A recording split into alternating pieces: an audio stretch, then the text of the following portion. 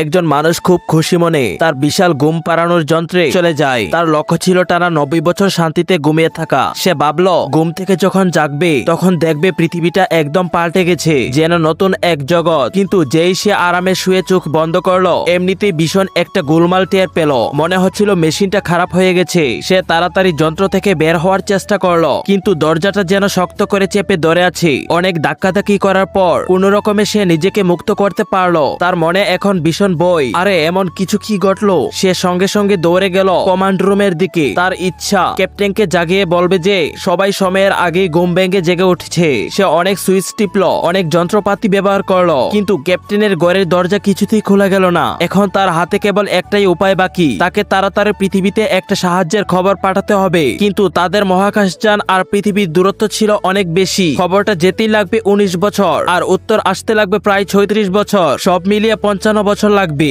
এত লম্বা সময় ধরে একা অপেক্ষা করা তার পক্ষে কোনোভাবেই সম্ভব ছিল না। হতাশ হয়ে সে আশা ছেড়ে দিল। সে বুঝতে পারলো যে কোনো সাহায্যই আসবে না। সে শুধু দুঃখ আর একা থাকার কষ্ট নিয়ে পুরো জাহাজ জুড়ে ঘুরে বেড়াতে লাগলো। একদিন হঠাৎ তার মনে হলো জাহাজে নিশ্চয়ই অন্য কেউ আছে। তার বুকটা তখন দরফর করতে শুরু করলো, হয়তো আমি আর একা নই। সে তাড়াতাড়ি সেই আওয়াজ বা কিছুর দিকে এগিয়ে গেল, কিন্তু কাছে গিয়েই সে দেখলো আরে তো একটি রোবট, সে কোনো মানুষ নয়।